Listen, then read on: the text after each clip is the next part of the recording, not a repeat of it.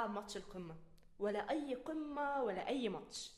الأهلي امبارح كان في برج العرب، ونادي الزمالك كان لسه في الجونة.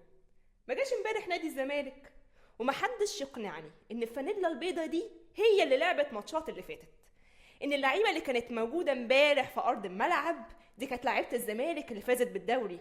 صباحكم حلو الأول وأهلا وسهلا بيكو وحلقة جديدة من ملعب 90-90. كلام مختلف النهاردة. ببارك لجمهور نادي الزمالك، ببارك عفوا لجمهور النادي الأهلي. لحسن أحمد درويش يزعل قوي.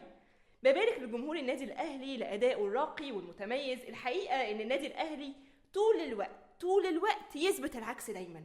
يعني لما تيجي تقول إن المركب بتاعت النادي الأهلي هتعطل ما بتعطلش، يعني لما تيجي تقول إن الحركة بتاعت قطار النادي الأهلي هتتوقف ما بتتوقفش، لما تقول إن النادي الأهلي يفوز ببطولة الدوري في عقدة مترسخة.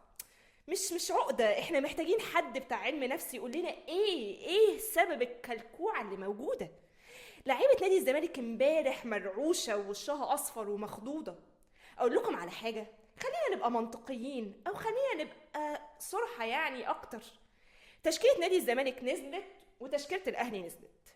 بقول لحضراتكم جمهور النادي الاهلي كان متأكد ان النادي الاهلي هيخسر. التشكيلة نازلة بإيه يا كابتن فتحي؟ التشكيلة تخسر. عماد متعب يا كابتن فتحي، عماد متعب. مش المفروض عمرو جمال كان يبتدي؟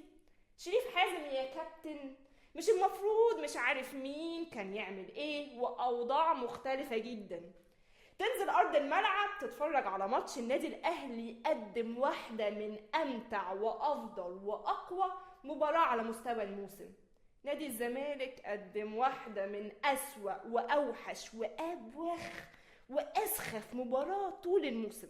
دي حقيقة، ما جوش اللعيبة، ما جاتش. وبعدين تعالى بص بقى على الأسماء اللي موجودة فتستغرب، هي نفس الأسماء.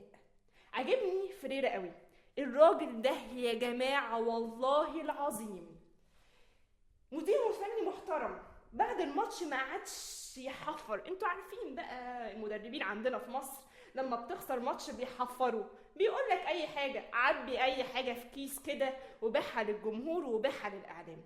الراجل قال لك لا، احنا كنا وحشين ما نستحقش نكسب. وايمن حفني لو كان موجود قال كده، ايوه قال كده برضو كنا هنخسر. النادي الاهلي كان افضل بكتير. كلموني بقى حبه عن ثقه النادي الاهلي. الفريق ده يعني كان خسران من بطولة الدوري، بس بيلعب بقوة وبيلعب بشراسة وبيلعب بهدوء وسرعة. يعني بيلعب عارفين هدوء الواثق، حاسس ان انا تقيل، انا مش فارق معايا حاجة، انا هكسب. تحس النادي الاهلي كده بيقول لك انا نازل الماتش ده هكسب. انما نادي الزمالك تحس انه نازل كده بالبلدي، يا حيطة داريني. واحنا عايزين نعدي الماتش ده كده على خير يخلص بقى عشان نحتفل بالدوري. المشهد كله كده على بعضه امبارح، يعني ما تقولش ماتش قمة بصراحة.